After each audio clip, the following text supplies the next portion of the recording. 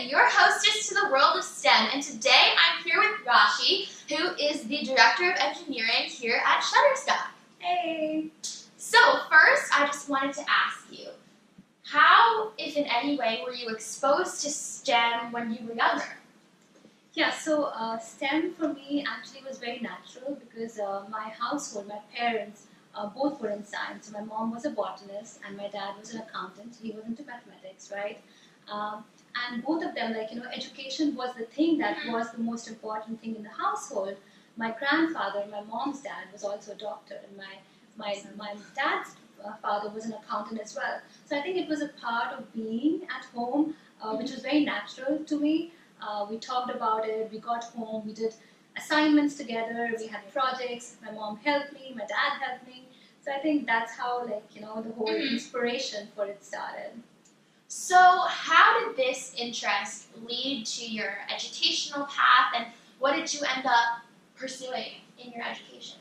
Yeah, so in high school, my favorite subject was physics, right? Because we used to do a lot of lab experiments where you would play with light and refraction, and with those convex concave lenses and a lot of those stuff. That was very intriguing because that's the real life. That is what is around you, and you could see it happen in labs and laboratories. So I think that's where physics happened to me. And then after high school, when I had to do my electives and stuff and choose my core subjects, I chose physics and chemistry and mathematics. I chose economics as my elective at that time because I thought it would be good to just spice it up with something different from science. So that was economics for me. And after that, for undergrad, computers was the next thing, right? Everybody was talking about the World Wide Web and how the internet would take over, which is true, right? You see it today, it has taken over, right? So that's when I decided I need to do an undergrad degree in engineering with information technology. I did that, and then for masters I came to the US and I pursued my masters in information technology and management. And the twist there was information technology was common, but management was a different perspective. Information technology, how do you manage? So a lot of my courses then were business innovation or project management, or just different perspective into technology. So how did your education lead you to some of the career paths that you've taken, and could you talk about what some of those have been? So when I did my PCM, which is physics, chemistry, maths, and I did computers, I started doing a lot of internships. Because you're going to undergrad, you're doing your engineering, but you get those summer breaks, and you're doing such amazing work outside of school. So outside of school, what I would do some internships. I remember I would have internships in different corners of India. I grew up in India, and a lot of those were 2 months projects, where you in college there's a lot of especially in undergrad we had a lot of bookish knowledge, but you had to execute that also. So a lot of these internships exposed me to a lot of company cultures and actually working hands-on in real environments and being productive, even though your software may not be running the business, but it was still contributing towards it. And that was very exciting. So I think those internships helped me a little bit. So then when I was starting to seek for my jobs, I knew that, okay, that is what is interesting to me, building something from scratch and running something in production and seeing it have results and people interact with it. So yeah, that's how I started looking for my first job, and then that's how it all happened. So how did you end up the Director of Engineering at Shutterstock? And could you talk about what you actually do as the Director of Engineering? Yeah, so that is very exciting. So Shutterstock, if you all don't know, is a global technology company, and it sells creative assets, and it connects contributors and customers and all those people who are looking for high quality assets and tools and services. So it's it's a global platform for that. So as a Director of Engineering here, I'm leading the e-commerce images website, which is shutterstock.com images. When you're searching for images, downloading them, searching for vectors, videos, and then you're going through the checkout flows and buying your subscription, your plans, and all of that stuff. And I'm also leading the contributor team, which is the artists and the photographers who are actually uploading all the content that is sold on the website, right? So it's a two-place marketplace. So I'm leading both those teams. Right? So, how do you find that in your day-to-day responsibilities, how do you find that some of your, STEM skills and education come to play? That is a very good question because my day-to-day is a lot of human interaction. Like, I think I spend a lot of time during a day face-to-face meeting with people. And when I say meeting with people, it's mostly the engineering teams. And when the engineering teams are sitting and talking through like some architecture discussions or figuring out, okay, how to build something, you have to be present in the moment to ask the right questions to make sure that the right thing is being built. So even though I may not be like building it right now, which I used to do a lot in my previous work, but you have to ask the right questions to make sure that the right thing is being built. And is it resilient to issues, or is it going to like scale as more traffic comes onto the site? So all of that is where you're using your engineering background on a day-to-day basis. So, what have you learned from being a woman in STEM? I think like being a woman in STEM, like I would not lie and I'll tell you that there is discrimination. In my 10 years career as a woman in STEM, I have felt discriminated, right? But I think the most important learning that I have from that is like you're your best advocate. You have to speak for yourself. So like if you feel discriminated or if you feel you've not been justly handled, you have to tell the person, because most of the times it could be unintentional that the person is not even aware of it. And when you tell the person would maybe not do that to another person, right? So that's a corrective measure. And I think honest and open communication about like being, what you thought about that situation is the most important part of being a woman in STEM. So, what would you say to a girl who says, "Oh, I don't want to major in engineering. I don't think it's right for me. I think it's boring. I'm not good at math. I could never do this." Things like that.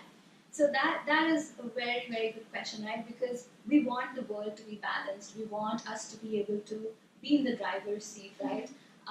Today, there's so much acceleration in 3 parts of our world, and those are like globalization, technology, and climate change. And if we don't join that bus, or don't sit in that bus, or go with the flow, not go with the flow, actually catch up, we will be left behind.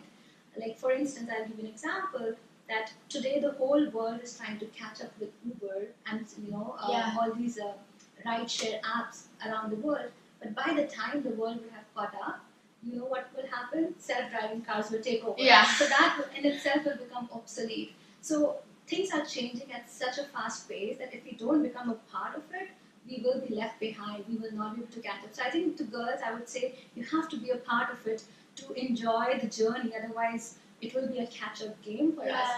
And on the other side, like the world also needs girls. It needs us, right? Because we think differently. We bring different solutions to the table. We ask different questions. So it's both ways. The world in innovation and technology and globalization, all of it also needs us. So I think that's why I would say, please pursue STEM. It is amazing. So what are the favorite parts of your job, and what are some of the challenges that you've had to overcome? I think the favorite part of my job, and actually like it's the double-sided coin, it's also the challenging part of my job, is the pace at which things are changing, right? The pace at which things happen now is so high, right? The way decisions are made, you can't be thinking about a single project for 6 months, because guess what? Somebody else will go ahead and build it in those 6 months. So decisions have to be made fast. You have to think about problems to solve fast. Think about innovative solutions to those problems fast, and implement them fast. So the pace is so high. I think that's the most gratifying part of my job, that you're not stuck in boredom. You come into work every day and there's some problem on the table needing your attention, something that needs to be solved, and you can do it, right? So which also means you're learning and you're growing every day because you're solving a different problem. It's not repetition. I think that is very interesting. And that's the downside also, right? Sometimes when you go so fast, you miss things. You don't realize that, of all the Lego blocks that you're used to building this thing, you're missing one, and that can come bite you. But I think it's how you keep going. So you talk about a lot about, things changing every day at such a fast pace in the world of technology. So based on that change, what is something that you're seeing happen now that you're excited about for the future of the tech world? Yeah, I think the most interesting part of today's world, and I'll give you an example which is from 2000, is the fastest supercomputers in 2000 was ASCII's Red, and in 2005 we had PS3 PlayStations that had more computing power than the fastest computer in 2000, right? So I think the way things are changing in STEM and the advancements that are happening is so fast. Another would be Tesla is trying to send people to Mars, right? Yeah. And if that can happen, then maybe we can go around the globe in minutes, which is going to be my personal favorite because I can go home multiple times, right? So I think the two most important things, on a serious note, would be artificial intelligence, right? Because artificial intelligence can help us do things without actually doing them, right? We don't have to be present to do it, but we still get stuff done, which is for easy stuff and for difficult one, diffusing bombs, right? If humans don't have to be present on the side diffusing bombs, that's huge, right? Yeah. Those kinds of difficult jobs can actually be done by machines and robots and artificial intelligence. So I think that's going to be what's going to take over the world. And the other important one would be healthcare, right? Because so many times, people die of ailments and all of those stuff. If healthcare could advance to an extent where people are are well taken care of, our mortality would increase and people may just start living 100 years normally. So, So, based on all this, what is something that you've learned from your career in tech? So I think my biggest learning, and I've started repeatedly telling myself, is number one is being aware of my skill sets and what I'm good at, right? So I would say that is very important because before, when I was your age, I wasn't even aware of my skill set. I wasn't aware what I was capable of, right? Everything was go with the flow. Somebody will recognize something. Somebody will say something. But I think the first most important part that I've learned in tech and being what I'm doing right now is to have to know what you're good at. And then secondly would be raise your hand and go for it. If you know you're good at something, don't shy. Just take the lead and go for it and do that. And the third most important would be in the whole journey, build your relationship because alone you will not be able to succeed. You need those people, the sponsors to help you succeed. So, what is based on your learning experience for a girl who kind of the opposite end of what I mentioned before? If there is a girl that's excited about engineering and technology and is eager to enter the world of STEM, and that's why they're even watching this interview right now, what is a tip of advice that you have for them? Yeah, I would say you're thinking absolutely right. Things are changing a mile a minute, and just go for it. Like I say, raise your hand, go for it. Well, I want to thank Rashi so much for being with us today and giving up her time. And again, I'm STEMilyK, your hostess to the world of STEM.